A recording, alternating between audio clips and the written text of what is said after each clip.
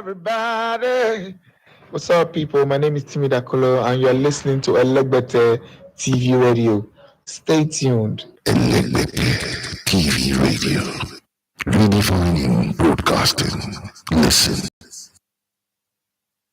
You're listening to Elegbete TV and radio.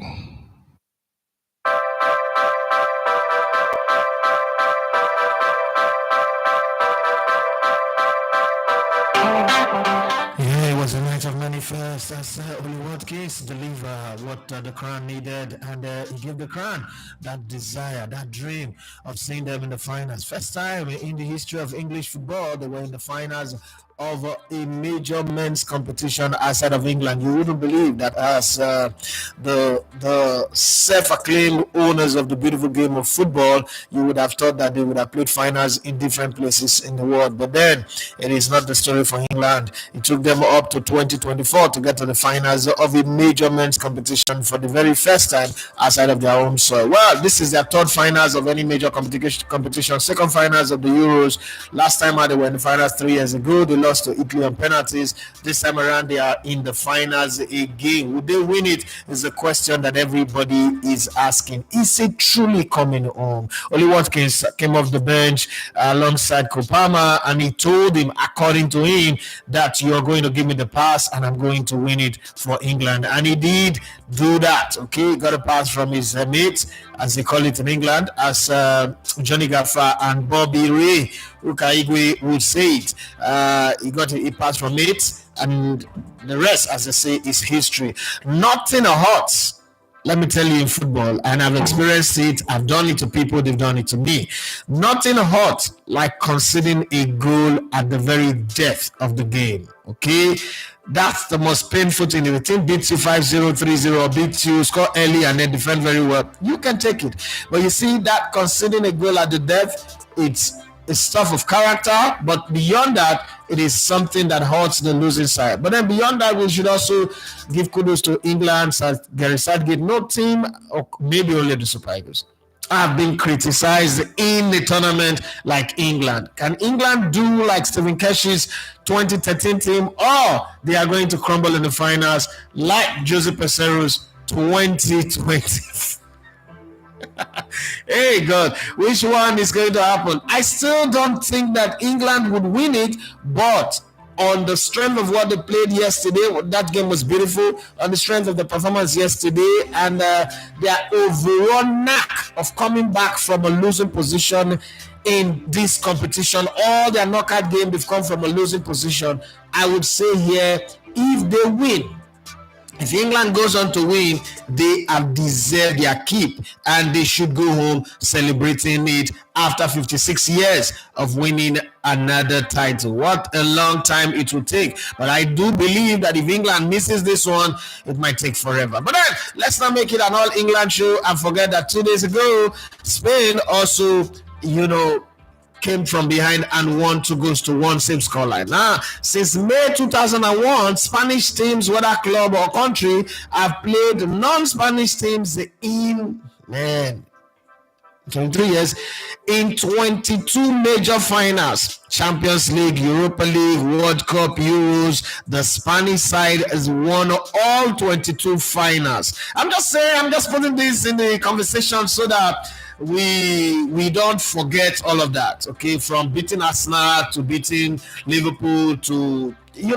when it comes to playing in the finals, Spanish teams hardly lose. Whether it's Sevilla, whether it's Barcelona, whether it's Real Madrid, whether it's the Spanish national team, they hardly lose. You want to stop the Spanish team, stop them from getting to the finals. England have lost 1 finals before, they've won 1 before as well. So their record in the finals is also not that bad that you can write them off. But it was nice. The Euros is finally coming to a grand closure. Well, that's not the only competition that is going on around the globe. Well, there is the Copa America that have a combination of what goes on in South America and North America. They married themselves and they played. Well, it was Colombia who found their way to the finals. Everybody was rooting for Uruguay. Uruguay get to the finals. They would eventually beat Argentina.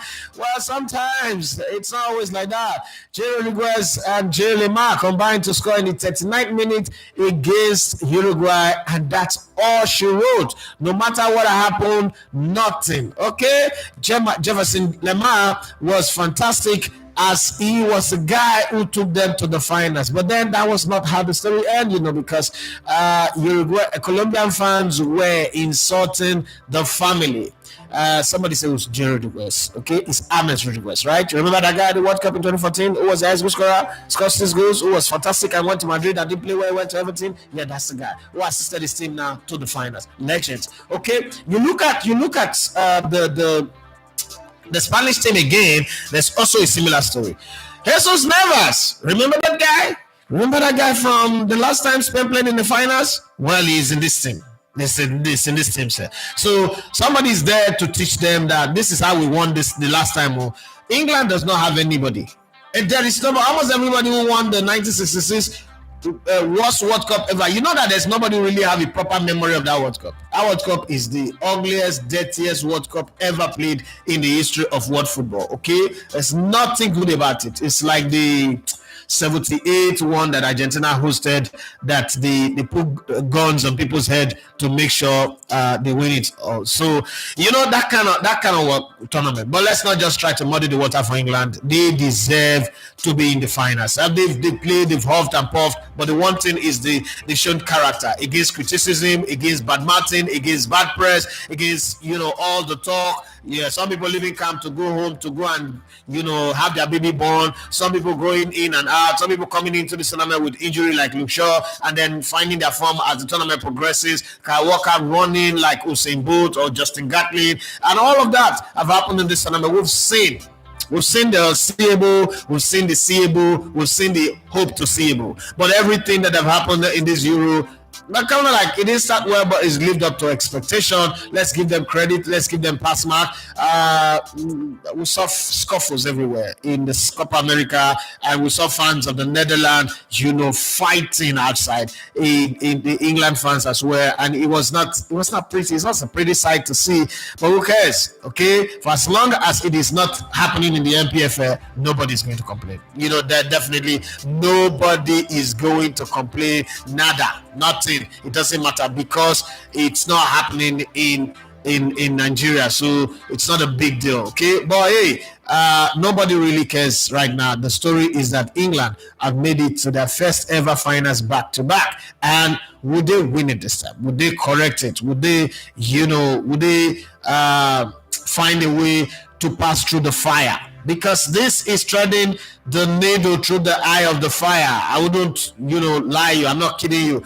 Playing against Spain is not a joke. It's not a mean feat. It's not child's play. It's going to be tough. It's going to be crazy. Those teenagers, those small boys, those under 22, those Lamine Yamal and Nico Williams will be bad, but then so also is Kobe Mino. So also is Foden, who had his best game yesterday in the Euros. Also with Oli Watkins. Oli Watkins is a player that I've always said I can bet on.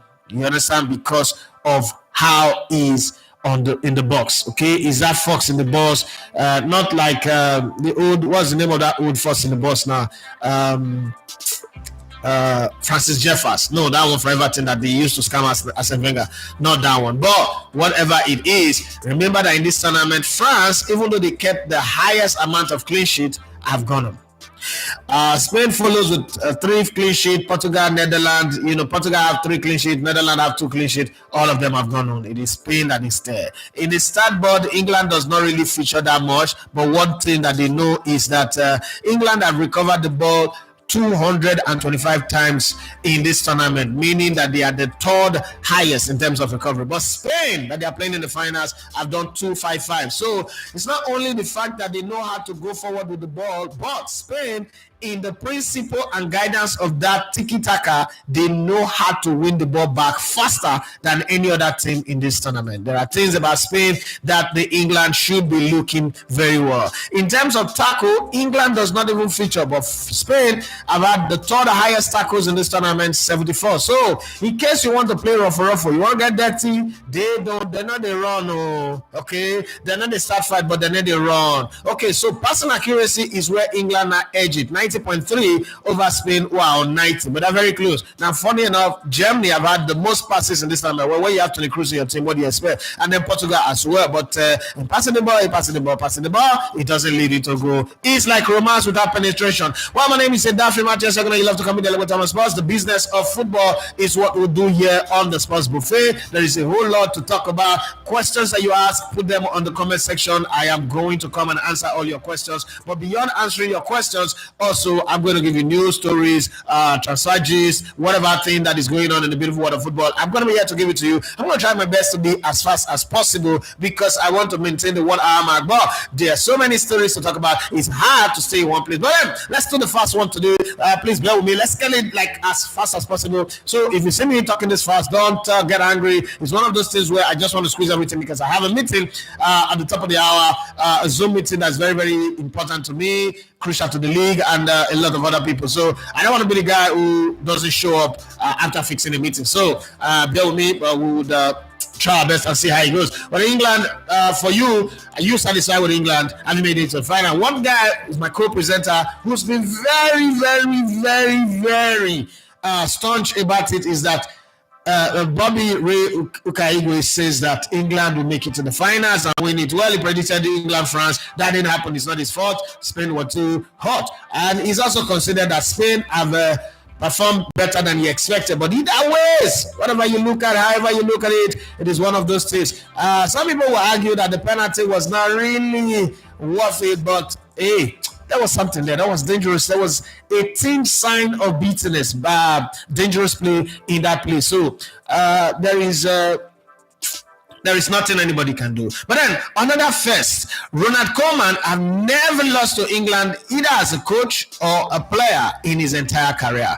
Well, he had a taste of the first one and how he feels like. Okay, as a player, he's beaten England. As a manager, he's beaten England. But this time around, only one can say, hey, I didn't get the memo. I wasn't born then. I'm not part of this one. This one is my time. Rashford is not here. I'm going to try my best. I'm going to go forward. No. We're not taking this game into penalties. We're not even interested. We've had our penalty luck. We don't want to miss. We don't want to juice it. Let's just get the goal into the net and forget about the story. That goal felt like a golden goal anyway. There were kisses. I know that England population would increase. That's for sure. England have been to 2 finals consecutively. What are you saying? In the next 20 years, John, one thing for sure is England population will increase. It is final since Atlanta 96. USA 94, Tunisia 94, Atlanta 96, 9 Nigeria population boom. You see, you don't understand what I'm saying. Nigrimo, Brazil population exploded in 1994. After 24 years of waiting, they won the World Cup. And the population went from 180 million to 200 million to 250, 300 million. They're still counting. That's the point, okay? So when you look at sport have a way of as my Benin people would say, sports have a way of Matoma, and in this weather, oh God have mercy, after some boozing, English people can drink beer. English people, they drink. I don't know whether they drink past German people or German people drink past them. But I think I'll ask my sister because she has been on both sides of the divide. Yemi, who drinks more, English people or German people? But German people, they drink. They drink something for October. They get feast of drinking beer. Germans they drink. Well, we would know that after. So let's look at all the transfer stories that are going on, making the round in the beautiful world of football, and then we'll come back to you or talk about some of the stories, and then it's gonna be all those comments that you put in the comment section. Believe me, we will talk for all. We would look at all of them. So let's start straight away. Paris Saint-Germain has set to rival Manchester United in the race to sign Benfica's 19-year-old Portugal international midfielder Thiago Neves. Okay, according to Le 1 Sport in French. Okay. And then Barcelona have also, they just jumping in anywhere. I've agreed a deal in principle for Athletic Bilbao's 21-year-old span forward Nico Williams, but they don't have money. So in principle, say if we do this, we will do this. You know that calculator thing. That's what Barcelona are doing. Yes, I know that some of my Barcelona friends like Ibrahim Ibrahim, it's not my friend, that was my brother. Ibrahim Kalajaye would get angry, squeeze his face like Machiavelli climb, fight boy, but I don't care. Mr. Paulo B, he would frown his face too. Don't be angry, but it's just what it is. And Edale Kingsley will not be happy if he watches this one or if he's live right now with us. But hey, who really cares? Manchester United are keen to complete the signing of Bayern Munich's 24-year-old Netherlands defender Matthias de Ligt as quickly as possible. United are also planning to bring in midfield reinforcement this summer before considering offers for 27-year-old Scotland midfielder Scott McTominay. If we don't get one in, we're not going to let one half go. So a better than is one more than a million in bush. But if a million in bush is coming, then a better man can get out of here. Arsenal have accepted a loan offer from Lazio for 24-year-old Portuguese left fullback Nuno Tavares with an obligation to buy. Praise the Lord, allez, lift him up, allez, allez, allez. All the bad eggs you get out of the club. Between 6 to 7 million pounds is the agreement, whatever it is. Chelsea are not interested in triggering 26-year-old Spanish forward Danny almost 50 million release clause at RB Leipzig. No, we're not doing that one again. We're tired of hijacking. We are hijacking rubbish. Pocket picker that is trying to pocket pick somebody went to pocket pick nylon of shit that the woman was trying to go and throw in the trash. It's in you don't hammer. Now when you open them, it's in a poo porridge right inside. Now short put. You know short put. Oh, those of you who live in hostel that doesn't have toilet, you must know what short put is. But if you don't know what short put is, find somebody who know what short put is. Short put is not the sport, but it's also a sport. Okay, English centre back Charles Green 23 has completed his Ipswich medical ahead of a potential move from Hull City. Liverpool, Bayern Munich, and Real Madrid are possible destination for 29-year-old French midfielder Edouard Rabiot, who is a free agent after Juventus contract expired last month. Myself are interested in Arsenal's 25-year-old England striker Eddie Nketiah. Please come and buy you, come and buy, come and take him. We don't know money, come and take him. 50 million, we are good. We don't know money. Yeah, Bayern Munich want to sign Netherlands forward Javi Simão, but that body play ball. That boy should be playing for the Spanish national team. His movement is just that that's Allen Iverson. That Allen Iverson want to be low budget Allen Iverson. Memphis they pay. It's not paying nothing. Useless. But the juju they use for coaches to make team, I don't understand. It's just spoiling the game. If not, they would have beaten England since 2 years ago. But hey, it is what it is. Monaco have rejected a 30 million euros or 25.5 million pounds bid from Nottingham Forest for 25-year-old French midfielder Youssouf Fofana. I wanted Arsenal to sign this boy before, but I don't know why everybody's gone cold and now he's going to an MPFL club who has since agreed terms with AC Milan. Portugal midfielder Japolini at 29 will complete his move from Fulham to Bayern Munich in the next 24 hours. Man, deals are happening. Many things they happen. What God cannot do does not exist. Well, let's go to some of the transfer stories that are making the round. Let's look at why am I sounding like Fabrizio Romano this morning? They are making the rounds, and then let's look at it from some conclusive and inconclusive conversation. Paulinia close to completing by a move. That one already is in your ear, but let me explain it in details now. Okay, let me put that one to you in details. But before I give you that one, let me start with that one. Paulinio's move to Bayern Munich is almost done, with Scott Germany reporting that he signed his contract ahead of his move for Fulham. From Fulham, sorry, the 29-year-old has agreed terms on a deal until at least 2028 after the Bavarian missed out on signing the Portuguese midfielder last summer. For 1 full year, they were coming. They used Viagra. They didn't come. Finally, they have come. Bayern have agreed on a 47.2 million from 80 to 70 to 60 to 50. Finally, 47, but they still make good money. Old player, Arsenal have not sold the player for this price. But some people are on Twitter arguing with me that it's because they were doing this, they were doing that. Fulham, poor club. So we'll see how much they make from one player. Arsenal on a 6 million, 2 million, 3 million, like Crayfish. Okay, which will be a club record sale for the West Londoner. Oh God, one day Arsenal need to sell a player. I have a club record. Well, Lenny Yora has called out a fake social media account posing as him and suggesting he doesn't want to join Manchester United. Jesus Christ. No way! My Koeman brothers, where are you people? Come. The Premier League club face a battle to land the Lille centre back, with Real Madrid also keen. The comments prompted many fans on social media to urge the teenager to move to Old Trafford while no decision has been made on his future. Lille president Olivier Latrec has already indicated a summer exit is likely. It is imminent. Okay, Euro was a regular for Lille last season as Les Dukes finished fourth, sending them into the Champions League qualifying round. However, with a year left on his contract, he's expected to move on for a decent sum. Chelsea paid £12 million to land Basel youngster. They're always good. They said that the place they went to go and get Mo Salah before they let him go, and then Mo Salah become their biggest problem.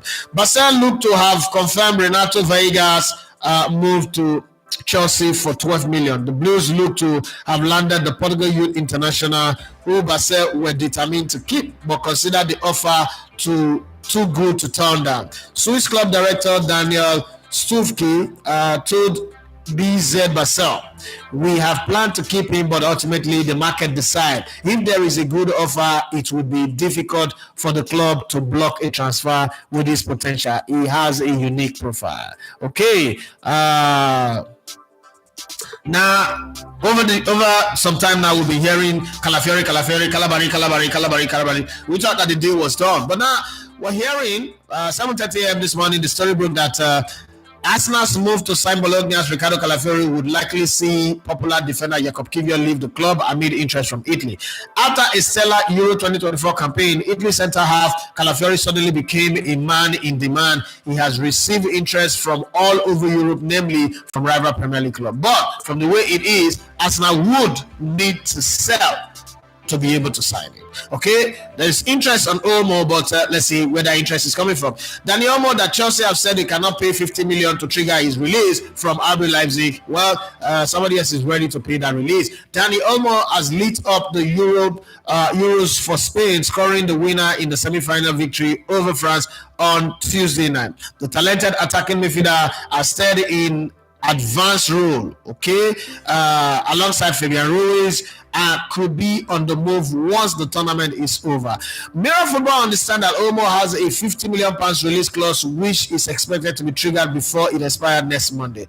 There is interest from the Premier League and La Liga for the RB Leipzig man, who has 3 goals and 2 assists at the Euro. His price tag is likely to go up to 60 or 70 million once his release clause expires, meaning time is of the essence. Chelsea have distanced themselves from Olmo, while it is understood that a move is unlikely from Liverpool too. Okay, so what happened? You leave 50 million and then go and negotiate for 60 or 70 or 80 million, as the case may be. Right, Spain wins this tournament, you know that the price goes up again. If England wins it, Maguire's price goes up. A lot of players' price will go up. So what do? Do you decide now that I'm going to sign them now and then, forget about any other team? Take the risk, sign him now and then move on. Or look at him and say, you know what, let's wait, we'll negotiate. Negotiation is possible.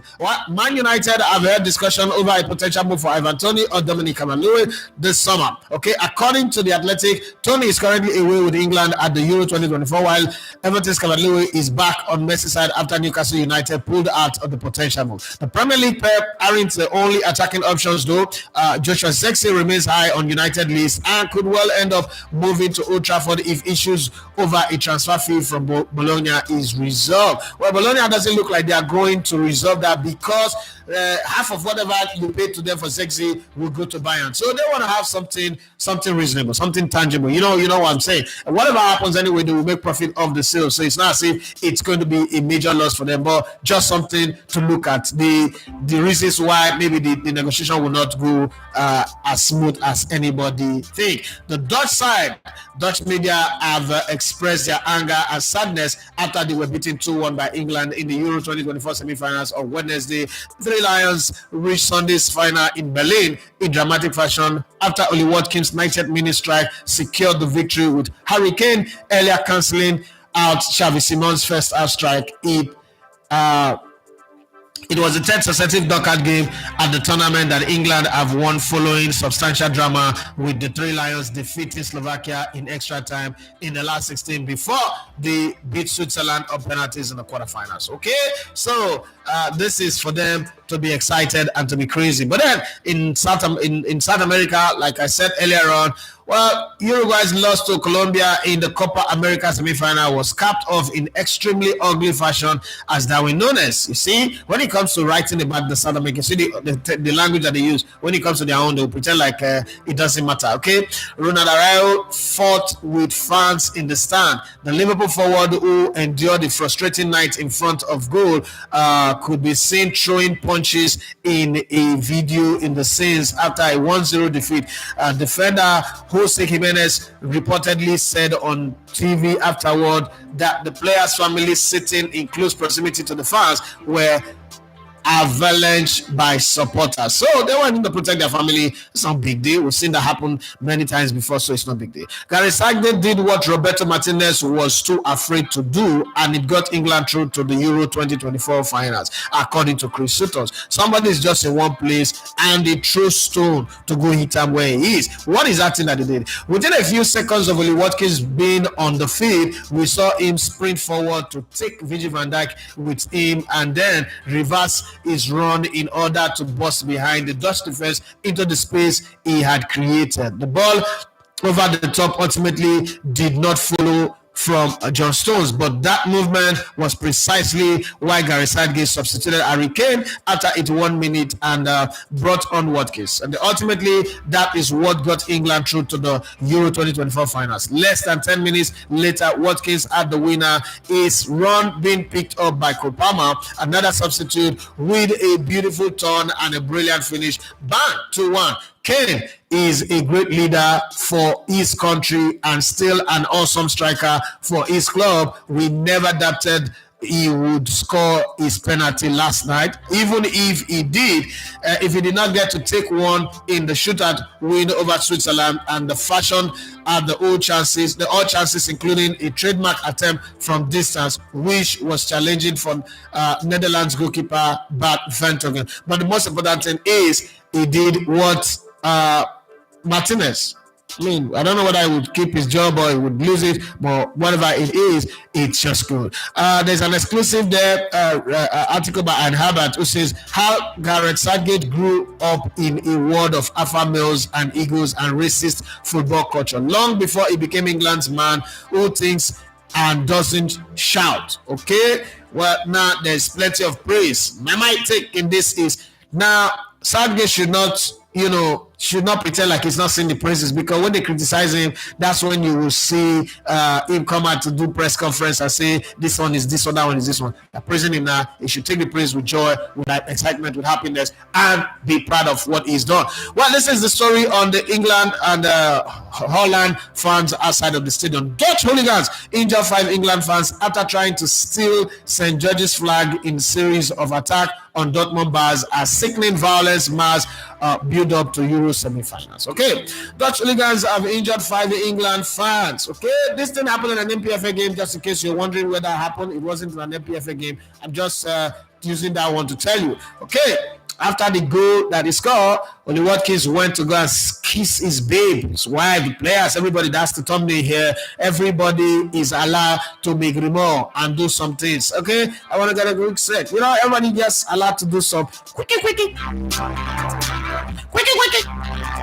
Yeah, that's how it is. Don't worry. When the population census start counting in 9 months' time, you would understand what I'm saying. In a year time, when they will release England, check England population now, and 1 year from now, check their population again, their population register. You would understand all these things that I'm saying. What I'm saying right now doesn't sound like it makes sense, but it will make sense later. You get a CB. Yeah, you get why you will monitor those things. Well, let's look at what you guys have got to say. There's a whole lot on the comment section, so let's take it one at a time. Tosi Levade say England raised their game last night to qualify for the finals. Wish the 3 Lions all the best against Spain. Okay. Olatunji Emmanuel, but wait, there's something I'm seeing online. Somebody is living in Okitipupa, Mushi, Agege, Ekpe, Warri, Port Harcourt. They are saying it's coming home. I don't understand. What is coming home? What is coming home? It's coming home. What? It's coming home. It's Tinubu the one you're talking that is coming home. But what is really coming home? I don't understand all this. It's coming home. Are you not English? These guys are your slave masters. Huh? These guys, they are responsible, majorly responsible for why you're suffering. I don't understand. It's coming up to where? You know that I don't want it to even go to England, child. No, not that one. Olatunji just thought to ask this boss, as bad as United season was, Højlund had 11 goals and Ziggy, who United intend to buy, has 10 goals for Bologna last season. Please, I may be wrong, so I need you to enlighten me, because the transfer doesn't strike me as an upgrade. Let me know what you think. Okay. I like this question, but the question, that question that is disguised to make somebody look bad just for the sake of asking it. And they know the answer, or they know the answer, the person know the answer, but it's just pretending like I don't know, like I don't want enlightenment so that my name will be the bad guy. So let's look at the numbers and let's look at the reasons. And it's a good question anyway. I'm just joking. Now let's first off look at Joshua Zirkzee. Last season in all competition he played 58 games and scored 14 goals. Okay, so you have to also understand that what they are signing him for is not to come and be Man United lead striker. Is to come and replace one of Anthony Martial, or if Rashford leaves, you need to have depth in your squad. It's not going to be the standard lead striker. No, it's not the guy. And to be very honest, he doesn't have goal returns that would astonish anybody. Okay, he's played 158 games in his career, from Bayern Munich second team to Bayern Munich first team. People don't know, he played 2 seasons for Bayern Munich, where he played 17 games and scored 4 goals. And he's played for Parma on loan, Anderlecht on loan, and then Bologna. Best return of goals came when he was at Anderlecht in the 2021-2022 season, where in 47 games he scored 18 goals. Now, if you put all that together, you say to yourself, okay, so last season, 37 games, 12 goals, right? So when you look at all of this, you'll be telling yourself, oh man, there's nothing important about him. But he's a kind of player, when you see him at the Euros, not really the guy who is in front, but he's a kind of player that can be your link between Rasmus Højlund and whatever Bruno Fernandes and the rest are bringing. So he's that kind of guy. He's a support cast. He's also a guy who can come in when maybe Rasmus Højlund is tired. It's not even a Rasmus. It's not even a Erling Haaland or Julian Alvarez, but he's somebody that can be a support cast. Remember, apart from playing for Anderlecht, he's played majorly in teams where he's on the back foot. And when you talk about Bayern in the 2019-2020 season and 2020-2021 season, he played a total of 17 games. So it's not as if that it was regular. It was there. It was a young player who was there at the time to just understudy. There was no clear-cut opportunity for him to play. So at Manchester United, Man United, no matter how bad their season was last season, you're not going to say that Man United will be on the back foot for most of their games. They're still going to be a team on the front foot. They're going to create more chances than anywhere he's played before. So if you look at Anderlecht, where they were playing on the front foot, he was able to produce 18 goals, you'd give him a little bit of chance and benefit that if given the chance, he will take them. Now it is up to him to now find the consistency that he needs. Players grow and get better. Strikers grow and get better. So I think that if given the chance, he will do better. He's not actually coming to, use that word upgrade and downgrade kind of thing, but would you rather have Anthony Martial in your team than have a Joshua Zirkzee who, have goals in him? Anthony Martial is comfortable being the chief justice of the team. Whether he play or he doesn't play, he's so disinterested. It makes Andrea Xavier look like the most passionate footballer ever, or Mesut Ozil. So you look at that and you say to yourself, Joshua Zirkzee is an upgrade on the players that are leaving, not the player that is still in the team. That's my own take on it. If you got a different question, you can ask. Henry Morris says, Olatuju, this your comment will not be read until you click the like button. See class prefect. Class prefect is made. God say, believe. He say, it is coming home. Which home? I don't want to say coming home. Football is coming home. Okay, I can allow Larry say, boss, what do you think about the officiating? Well. There is not much for me to say, because everybody is circling around that penalty. There was a dangerous leg raise. There was a minimal contact, and once it goes to the, I was saying as I was watching, I was saying, if this referee go to that monitor, he will give the penalty, because we're seeing the replay. Even before I saw the replay, and I was like, wow, penalty, because the way he put his leg is dangerous. By any shade of the word, that's dangerous play. The start of his boot showed, so it's a penalty. We might say it's soft now because the way Harry Kane folded his leg, but he gained advantage for his team. There is nothing wrong with that. I don't think it's a bad officiating.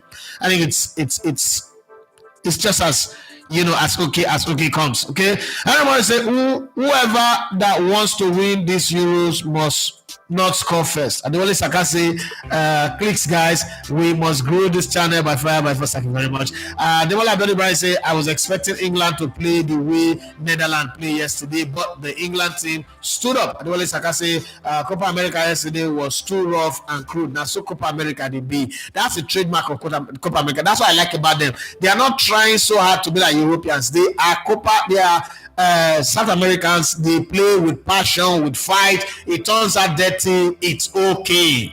It's their way and it's okay. Johnny Gava said, although for me it was not a penalty overall, England deserved that victory. Okay, that's for you. And the one Saka says, that minor guy was the difference for me. He gives the midfield balance. That boy play football. But I'm on a football cara. Jesus Christ. The Mola Abdullah say, on the strength of what happened yesterday, England deserved the final. I agree with you. Also, Maxis says, you said yesterday that England can never be able to win over the Orange Boys. Is that the word I use? Today you don't begin changing, man. You know that there are foolish people on social media, on this social media, on this platform. They are very foolish people, and as they like to talk, we should also be able to call them out. Also, that's not the words I use. I said England, and I also read the stats, and I showed you that in 1996 England beat the Netherlands 4-1. Now I'm a presenter of a show. A team have won. I'm supposed to come here and say they did not win. What is change your mind? A team won a game. I'm supposed to come here and say, no, they did not win. And I'm supposed to rubbish them for winning. Sometimes sense, not everybody have it. You can grow, but not everybody have sense. But let me say, beside that, I am calling on all the churchgoers in this group to have 2 days fasting and prayers for Spain to defeat England, because the La Liga league lovers cannot withstand the Premier League.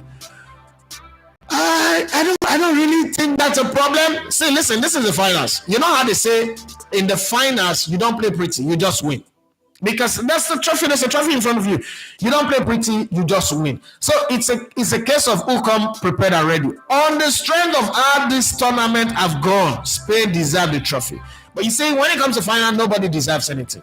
Nobody. We saw the AFCON. 2 teams who have no business being in the final got to the final. 1 team who had no business even qualifying from their group went on to win it. So when it comes to finals, it's not about the pretty play. All the pretty play happens in the group stage and in the knockout stage and all that. When you get to the finals, put your eye on the prize. That's one of the things that Madrid are very good at. It can let you play the first half and be stressing yourself and be showing, be showboating, be passing, be doing all the gymnastics. At the end of the day, if they defend very well, you don't take your chances, they will come take their chance, boom, bam, they've won the game. It's not pretty. I don't see any finals where the winners are very pretty. Apart from maybe in 2005, AC Milan in Istanbul, there's some finals that are like that. But generally, the general rule is you don't go to the finals to play pretty. So leave your prayers, leave churchgoers and Christians and whatever. Let them go and play football. On the strength of the play, Spain would, right now on paper, be the favorite. But England have kept something going that is in football we call character. They've shown characters in every game, even against the odd, like their fans were against them, the media was against them. There is a reason why, okay? Before Osazu would mishear me, there is a reason why everybody was against England. It's not for nothing. It's not just, they just hate them. No, nobody hate them. The fact is, the kind of players, the quality of players that they have, the whole star that they have, they should play better, give us better than they have given to us. But even at that, they've evolved in the tournament. The coach have learned how to substitute his players well. The coach have also learned how to, rotate his team. Luke Foden, for instance, came in through the middle, and we saw Bellingham, who was being made the poster boy of the team, go wide. We've seen Bukayo Saka play in multiple positions. Whatever helps the team and make them do well, it's good. One thing that nobody is actually giving England credit for is the solidity of their backline, the speed in that backline, and the work that Declan Rice have put in. And then Koeman, for me yesterday, it will be sad to say, but some people will not agree. But I think that Koeman deserve to be man of the match. Okay, Tosile Mane say, looking at the England team, who is really the coach of the 3 Lions, English media or Gary Southgate? Imagine Michael Richards saying the selection in the quarterfinal was what they have been asking for.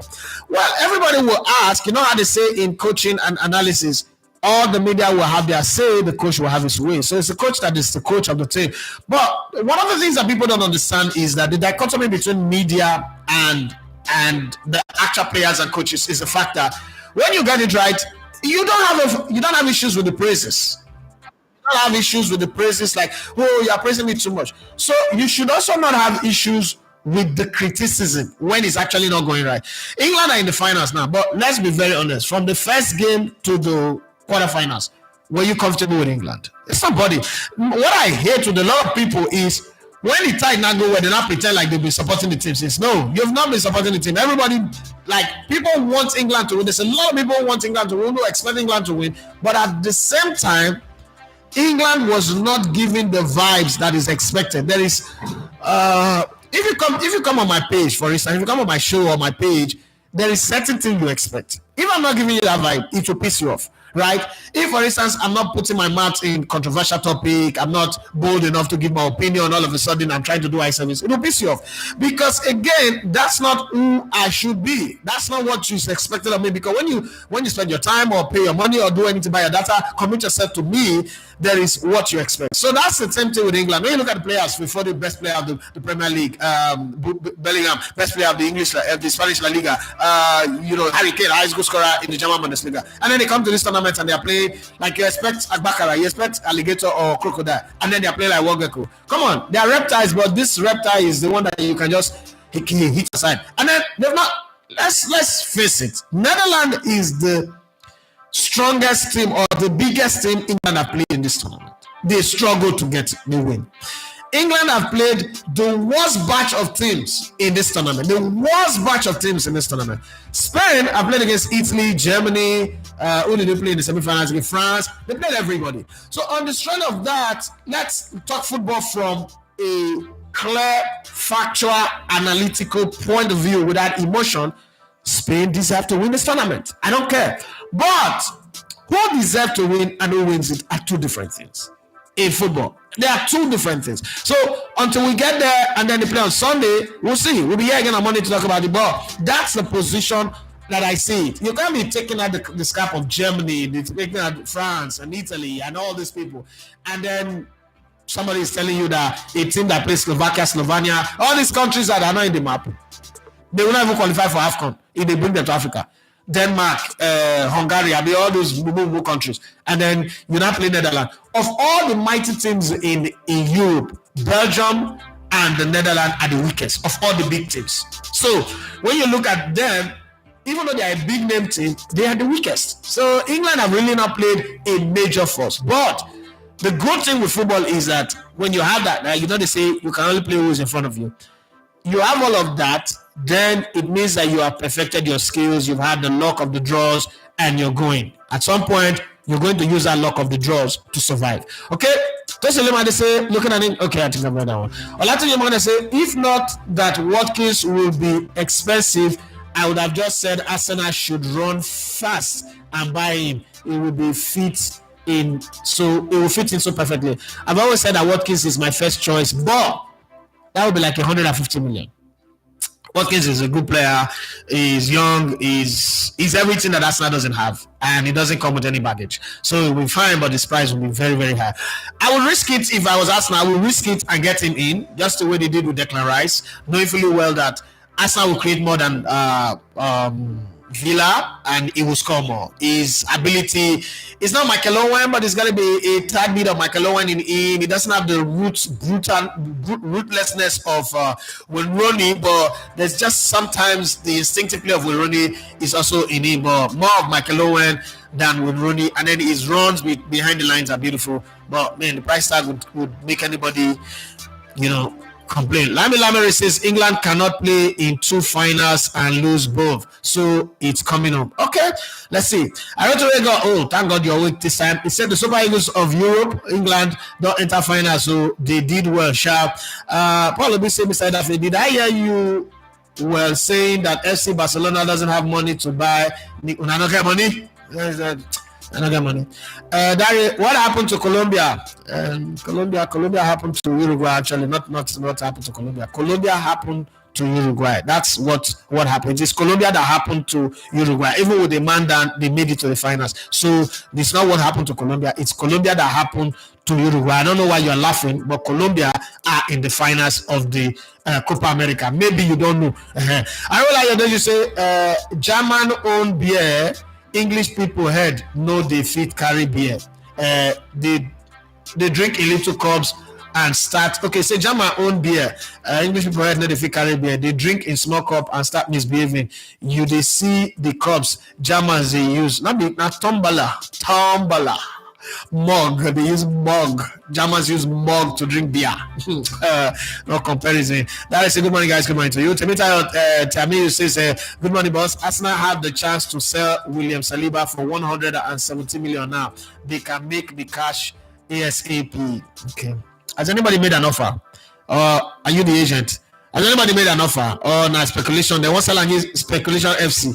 The Olaro say Copa America was so dirty this morning. Uruguay would not have the chance to add to their Copa titles. But man, the match was physical and rough. The referees, when you were watching that game, were you not feeling for the referee? Because it was a case of, guy, I want to calm down now. And I want to make this game just scatter for where we die here. This one. South Americans are passionate, South Americans are passionate. But I like it too because that's a football I grew up playing. Say when we look at Europe, how many have I seen a red card in these Euros? I can't remember. South America, they distribute them. They play like they. Everybody they feel them. They come. It's only Argentina and they gentle small. Like say. They don't need to fight again. They have Messi. Now when Messi don't go, they'll come back to fighting. It was crazy. It was very, very, very, very, very, very crazy. But I like it too. I mean, that's me, Sha. That's the kind of football that I like. Temi says, Nadia winner, are you surprised? Lami, but now that will be football. Now be this what they do for Europe. Now that will be football. What would be honest? Go. Now be football. Leave all these things that you perform like football. Now it's not for but everybody is soft. All this softness are not the soft life, not for football. Football is he hit each other. Go. Now be football. That be they play football. Like the shy script. I know they not so like that. We supposed to go to war. Like say the enemy. I see Nigeria want play Ghana World Cup qualifiers. Our players they laugh with the Ghana player. They shake each other for warm up. You don't already know. Say we not go to the World Cup. Yeah, you don't already know. Say man something. But when we come in like, but we'll be teammates for club. Right now we die here. If you cross my path, I cut you my collars. But they turn up your call up here. That's the way football should be played. Now that kind of football I they like. Lami says England played like Man City yesterday. They have resilience, they have character, and they are tasty for the trophies. In their last 3 games, England has been coming from behind to win. Well, the Lami say, I'm not surprised, just that these players are usually skillful and sleek at their clubs, and then they go to Copa to be very nasty and crazy. The environment. A man is a product of his environment. The environment can make a dog. And that same environment, another environment can make a dog a wild animal that supply you rabies. So it's right. Araola Ayodeji says, who are the favorites in the Euros player of the tournament? Olmo Koeman. That one go hard though. But Olmo has played from that. Olmo has played some fine football. I would give it to him. But Yamal. That fade, shakasha, that guy go away, that my skill. He bending with the left leg. If Yamal scores a winning goal in the finals, he wins. If Olmo scores a winning goal in the finals, he wins it. Kodigapko, nah, can't get it. It's between Olmo and Yamal. Yamal plays some fine football this tournament. He assists, his passes. Lami say, is it a crime for a ref to disagree with the VAR? It was a controversial penalty. Kane was the one that moved his leg towards that defender's leg. Okay, so let's do some analysis. So a ball is coming and I'm hitting it slap, like in step. I'm hitting it in step. You're saying that in the same motion where I'm hitting it, I'm moving my leg towards a guy whose leg is coming straight at me. Please explain the science to that. apart from Lionel Messi who levitates on the football field, I've not seen another player levitate on the football field. So explain the science to that. I'm hitting the ball in step, not even side. I'm hitting the ball in step, meaning that there's only one balance that I have. That's the leg that I'm standing with. This leg is already up. I bend my body, open up my shoulders, and my chest is open. My spine, my spine, my vertebrae, everything is straight locked. And then all of a sudden, I did a crane adjustment after hitting the ball, and then I adjust my leg that way. It doesn't make sense now. Come on. I mean, as much as we want to talk, that was a penalty. It is soft, but it's a penalty. My question is, when we argue this, I say, if that thing happened outside the 18, is that not a foul? It's a foul, right? So what makes the law different when it now happens inside the 18 yard box? The other one says, talking about VAR, you cannot disagree. The reason why VAR is checking it is that you did not see it properly. So you need to go see it. Have a second opinion. The VAR is a second opinion instrument. With a second opinion, you are not able to see, oh, I think I was wrong. There is contact. Now, the reason why that penalty was given, the leg by the Dutch player, was it at stretch to play the ball, or did it endanger the striker? Football is designed for goals to be scored. Did he endanger the striker? Yes, he did, because his studs were exposed, and if he slams that ball fully, goes through with it, his ankle is gone. And so that is a penalty. The intention is bad. Minimal contact, but it's a penalty. The Olariwaju said the English played their best game yesterday. I agree with you. Kane was more mobile and there was more intent and directness. Southgate got it right and I give it to him. It's Spain for me. They've been a better team all through the tournament. Young Thank God says English lifting the European Cup this time is going to be interesting. I hope they win. You're in England right now. Now why you not going to hope they win? Well, I don't know. I'm going to sit here and watch. Jerry Sampson said, bro, so comparing Euro and AFCON VAR, which one is more better? I think the AFCON VAR in AFCON worked excellently well. It was fantastic. I've not seen too many bad calls with the Euros as well. There's also the semi-automatic system that is at work there. So it's I don't think there's more comparing. There's a need to compare.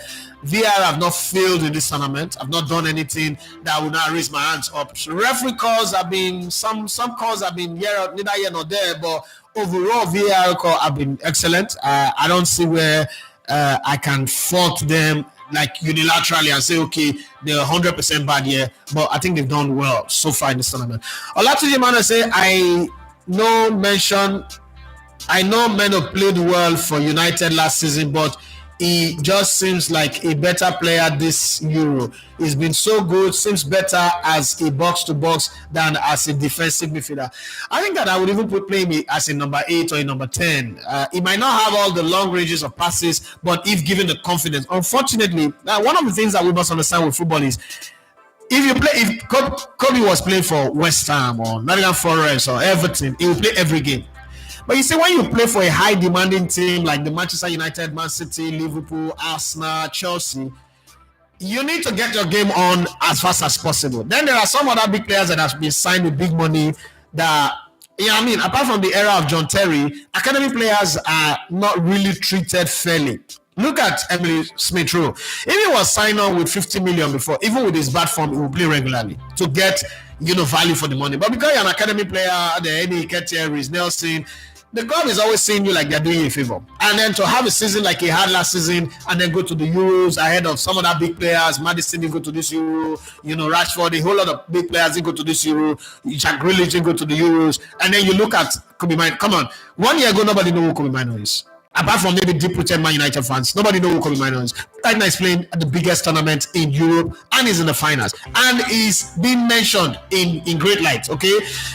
You could say things about, but Lamine Yamal is 16. We've seen Lamine Yamal all through the season. We knew this guy was coming. We knew he was good. And then the Spanish team was rebuilding on the back of Pedri, Rodri, Lamine Yamal, and the rest of them. But England, mentioning Kobe Mino with the England setup, see, no matter how bad England plays, no matter how horrible, even if you don't qualify for 10 consecutive World Cup, England is a big deal. England national team, the Three Lions is a big deal. They are a blockbuster. They are a box office team. So to be able to even make it, but again, historically, when you look at England, you will say that historically they've always have a way of fusing a young player. If it is not Michael Owen, it is Wayne Rooney. If it is not Wayne Rooney, it is Theo Walcott, who was riding his bicycle and got a call that he's been invited to the World Cup. If it is not that one, it is Koeman. So they've also had that history. We agree. But then one thing is to have the history, one thing is to be invited, another thing is to be given a chance, and then you live up to it. For me, Kobe might not have lived up to it. He's really done well. Even if you're finding that we complained about from the beginning, also played very well yesterday. Had some shots that were saved, have some very, very good movement. His traction, his movement was fantastic. But I think that Kobe might not have, this is what they say, when they give you a chance, you have got to take it. He's made claim for his stay in the team to be consistent. Now, it's not up to him to leave it now to world-class level. World-class level is to be able to put up this performance for the next 3 seasons consistently and be improving on it. Then there's a place you improve to. You don't need to improve anymore. You just make sure you sustain that. That's what people like them, Paul Scholes, Frank Lampard, Steven Gerrard, Xavi Hernandez, Andres Iniesta, Andre Pirlo, Sandro Lise, all of these guys, Kevin De Bruyne, Mesut Ozil in his prime. This is what they did. They got to a place and then they kept repeating that good performance, that awesome performance on a regular basis. I think that Koeman does have what it takes to do it. There's the hunger in his eyes. I don't know when for instance, you win some major tournament, you fade away. Jack Grealish, when they won the treble, it faded away. Yeah, people say injuries and all that, but party too much. He got over the top, and we saw the reflection in his game. Okay, because sometimes you just lose that discipline. But I think that Kobe. For me, Kobe has done it. It's done it in the right way, and I just hope that it keeps it going that way. Additional of said tournament performance is always different. The teams that win build bond and grow. Demola Belibari says the way they give MVP in this Euro make me question them. Sometimes maybe because Oli Watkins scored the winner yesterday, but Minor deserves it. When you score such a winner, it's people that are voting. Remember that there are a lot of English journalists there. People vote, just vote. When you score that kind of winner, you change the minds of everybody. So I think that's what happened, and it's not like they gave it; it's a vote, and people have voted the way they think. Dilavma say both Spain and England have grown in the tournament, while Spain have never set the standard so high in the tournament. Teams like England are usually the kinds of team you should not relax to play. Spain winning Germany has really gotten the highest pressured games in the tournament and passed in flying colors from Croatia to Italy, Germany, and France, and have excelled all without doubt. However, finals is a one-off game for the prize. Who wants it the most would go get it. Let's enjoy the finals. Osazoa say, how many times you they see say Europe soccer pundit? Now there is not pass. If you wait for insult, go and listen to Gary Neville. Let's talk about people with insult. Go and listen to Gary Neville. Go and listen to ESPN's Smith. Go and listen to Simon Jordan. My brother, if you talk rubbish, they will tell you, say you talk rubbish.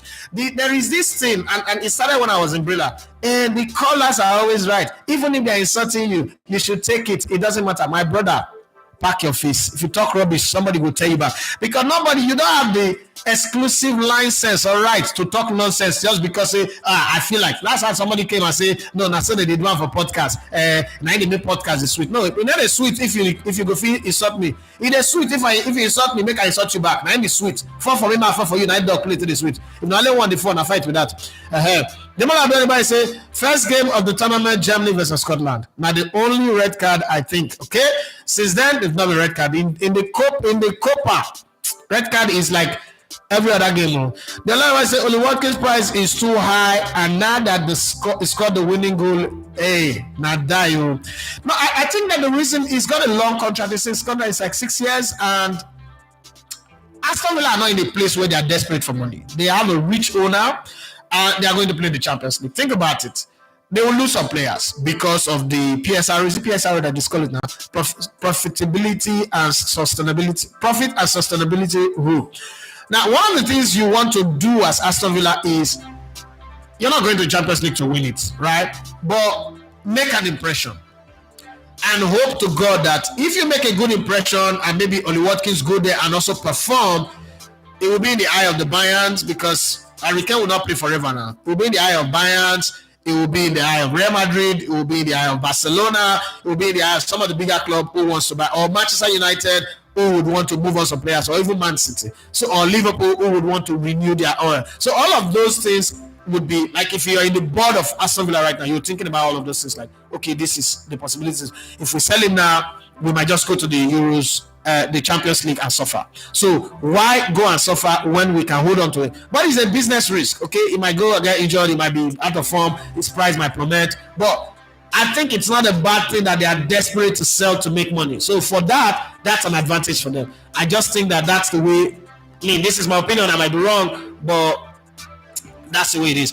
Koeman say, if you understand that that Ugbo to Gbo Isoko comment from Edafe, you will know the real meaning of football. Bone to bone, clash to clash. Yes, so Edisha Lavama said the penalty is a clear penalty. That is a foul in any part of the pitch. That was a dangerous play. It can condemn a player. It was fortunate the impact was not much. Okay, the law I say it's only in the EPL that the VAR has always performed so badly and work at least fairly well in other places, even at AFCON. For AFCON, it's not fairly well, it worked excellently well. Shows that something is fundamentally wrong there. Too much background delays. I think that, like I've always said, and I'm going to say that, I think that the Premier League is a script. Sometimes they go out of script. Like last season, he went out of script. Pep Guardiola was not in the business of listening to anybody. But even at that, you could see like some calls are just blatant disaster. Like this one does not even need VAR getting involved. The referee, Martin Odegaard holding the ball in the box. Was it against Liverpool? That's a penalty. There was a game. There was a game where the goalkeeper passed the ball to Gabriel Magalhaes and he held the ball and passed the ball back to. That's a penalty and a yellow card. I've seen, you see some blatant calls. I'm like, wait, it was a VAR or not there before. Ordinarily, referee they say, oh, this one has foul, but hey, it is a Premier League. Again, the league is built on. Let's try and understand the business model. The league is built on. Let us have more talking points than just the game, because they've also studied other league. Italian league, they play football, right? There's no talking points because their media is not that powerful. The Bundesliga, the La Liga, now they are trying to create their own media vibe as well.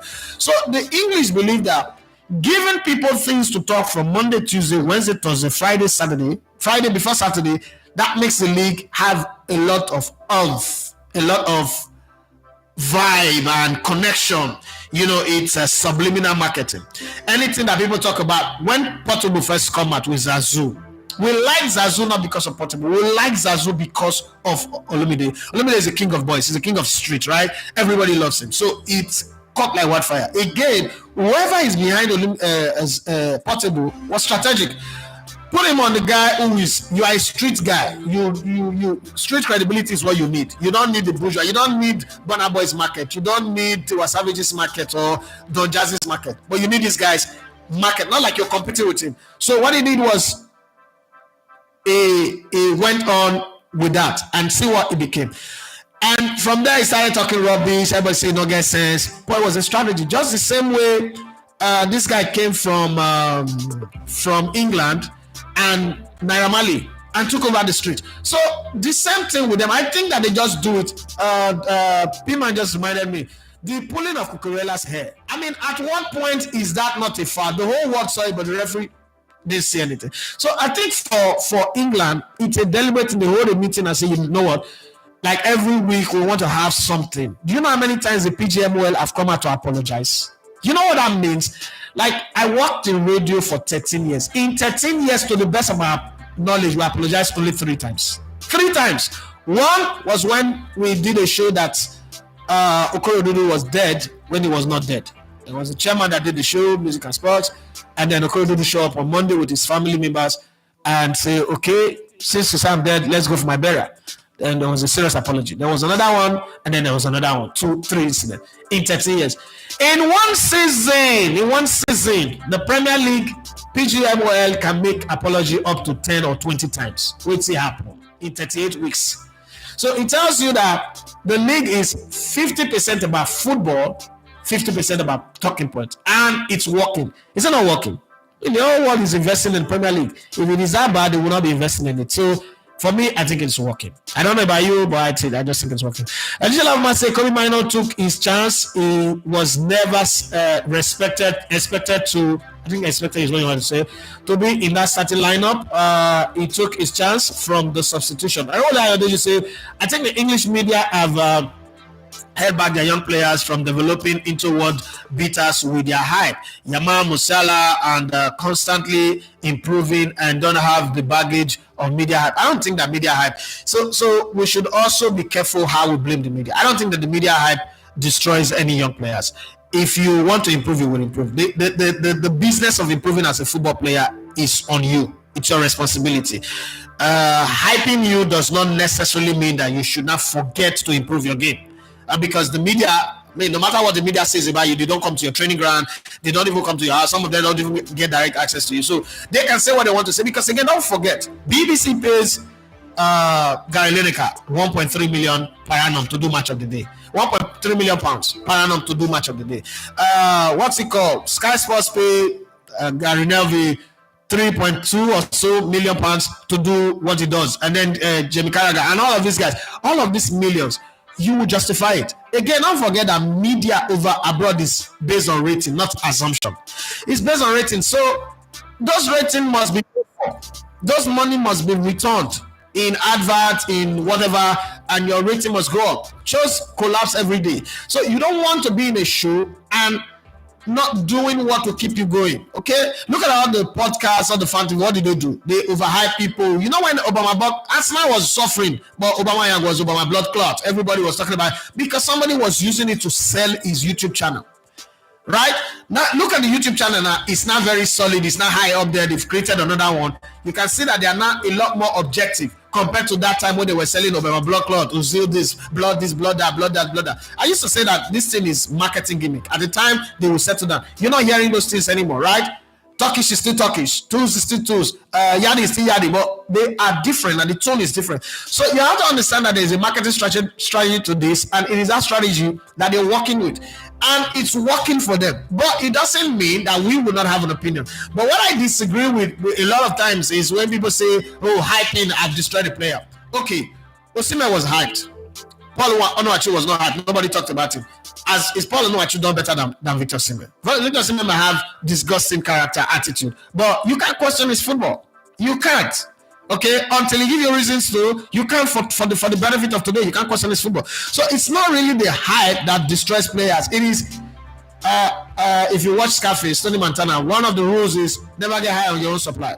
You've got to go to a place where you realize that you can't get high on your own supply.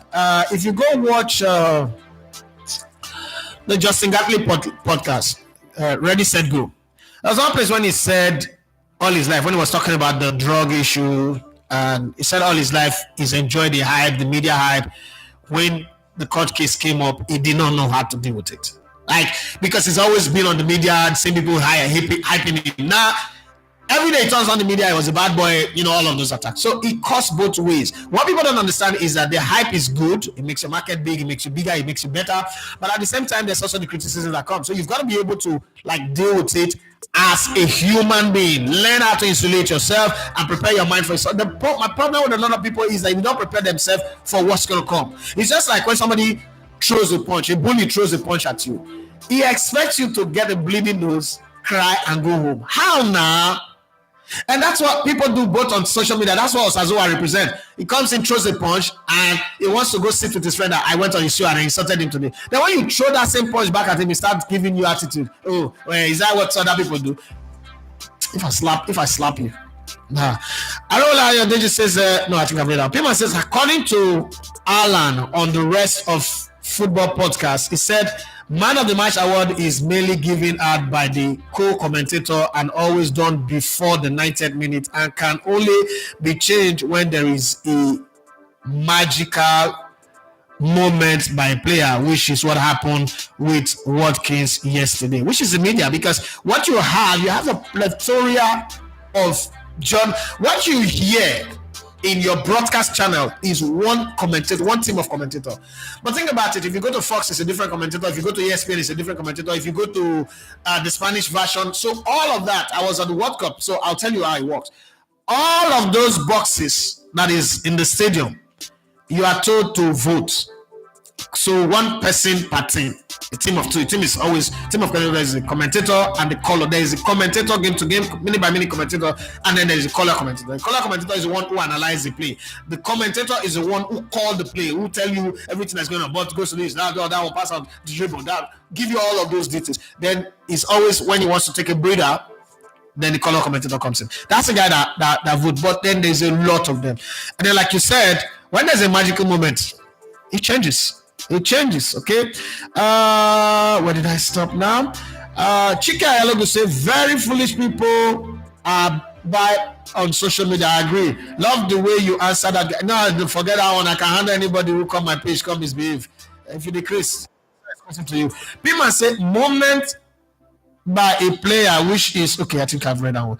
Christian Anomeze said, the Spanish defender who plays for Madrid got red against Germany for wrestling down Musiala during added time. Okay, that's true. Namso Ibaga say, hello boss, how about that for a sub from Southgate? Taking off Kane wasn't the easiest of call, but ended up the perfect one. What does it take for coaches to make big calls like that? I think just thinking about Coach Martinez, I think that you are in the coaching business to make big call. But this is one of the things that happen. A coach is not supposed to be fan of his players. Yeah, you're not supposed to be fan of your players. But sometimes coaches get into teams, and it happened in Argentina's team of 2014. There were games where Messi had no business being on the game, but the coach is not a fan of the player. And then he start working for the player instead of working for the team. It happens with football fans lots. When we were growing up, we loved football, and then we loved the team, and then we loved the country. The players are just a condiment. They are just an added. And so that's the same way I see football today. That's why I'm not in the Messi versus Ronaldo category. I know who I consider the best among the two of them, but this is not the best to rubbish this one, right? But we've grown into the era where fans now love the player. You see fans who love Ronaldo more than Man United. You see fans who love, let's take for instance now, Martin Odegaard or Bukayo Saka more than they love us now. How dare you?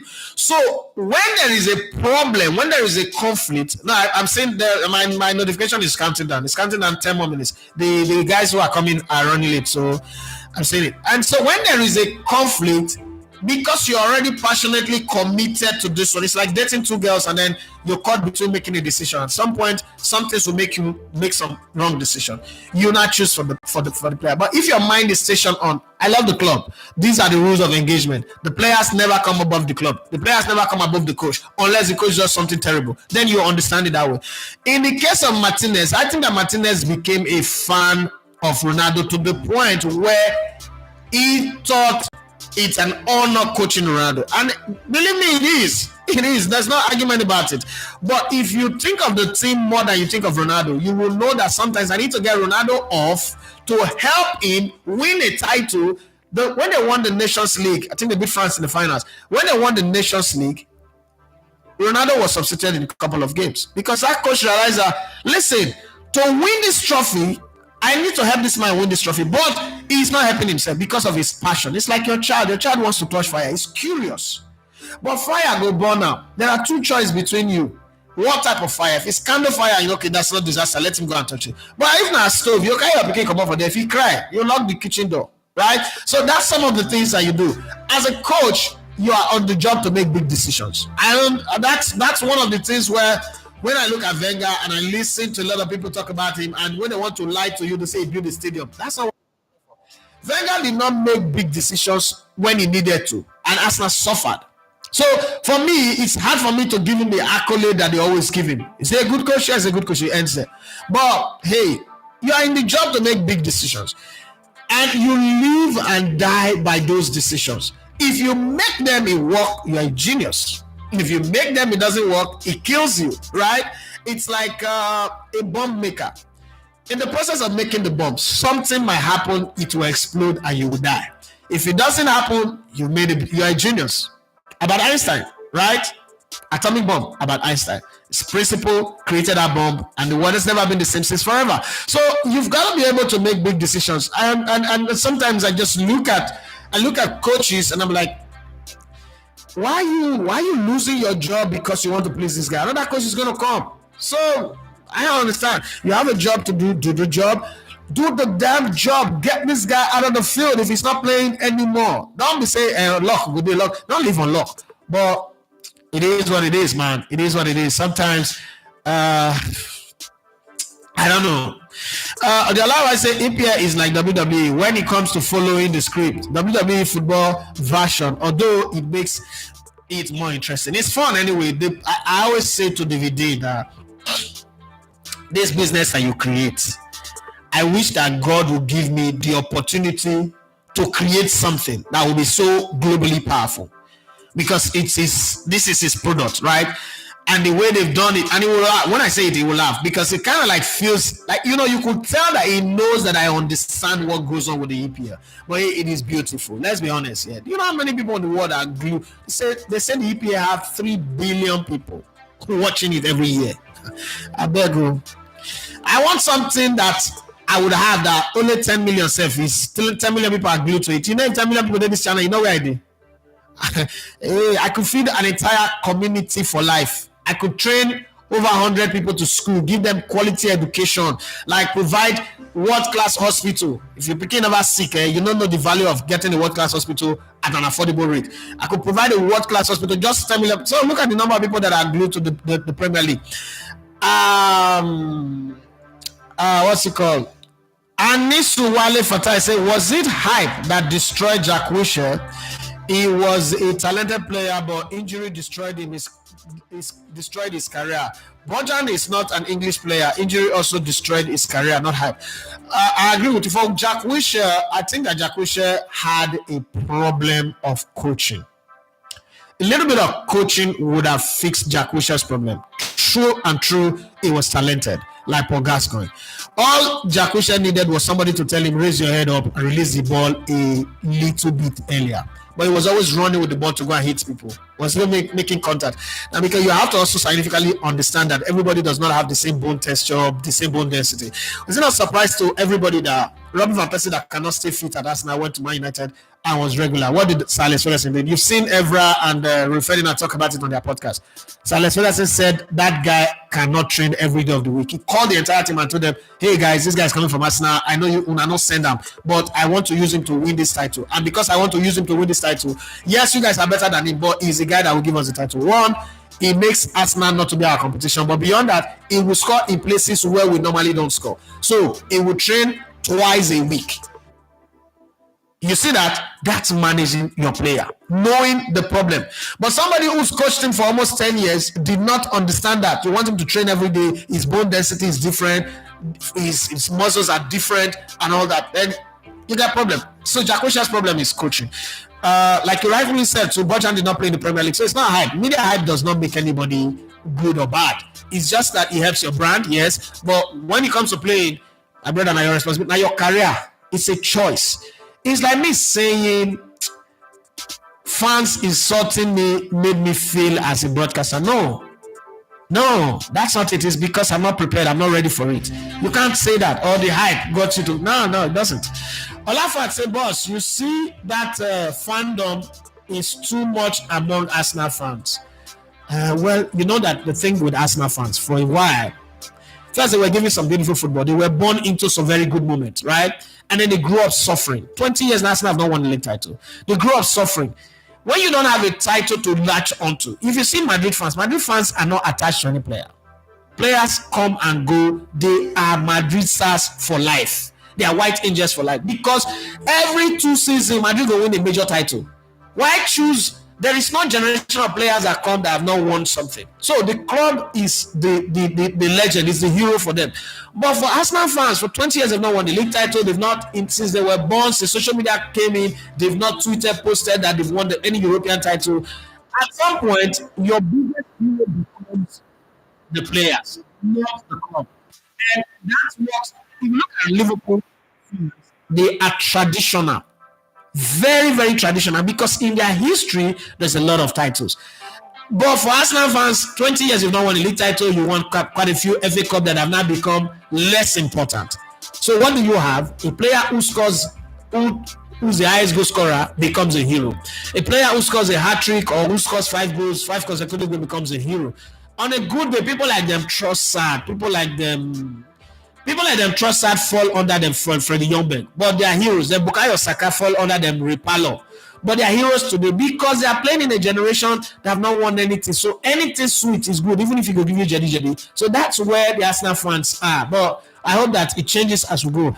And this is Wale Fata say, boss, do you think Calafiori is good for Arsenal? Yes, I think, because his ball carries is good. He's a ball playing defender. That's what Arsenal need. And I think that getting him now will work. You know why? Arsenal might get to next season, and if they don't get Calafiori in, they might get to next season. Real Madrid will genuinely come for Saliba, and Saliba will leave. Again, if Saliba leaves, Gabriel Magalhaes might also leave. Okay, so to start the project afresh, it will be better for them to get in Calafiori in now, and then him and Timbers will probably in, and one other person will come in later. The way Unai Emery got in Saliba and Mikel Arteta is benefiting from that signing. So I think that would happen. We'll talk sports. If you're not getting the audio, it's from your end. I think everybody got the audio. We are fine. My meeting is 3 minutes away. Thank you very much, everybody, for being on the show today. Let's do this again tomorrow. And we would see how the weekend goes for England or Spain. My name is Edafi Mathias. You love to come in with on the sports. It's been fine. 1 hour and 20 minutes, which is 80 minutes on the clock that we've had on the show this morning. Whatever you do, be the best of it, but let it be a legal thing. Don't be the best of crime. Thank you very much, and have a wonderful day.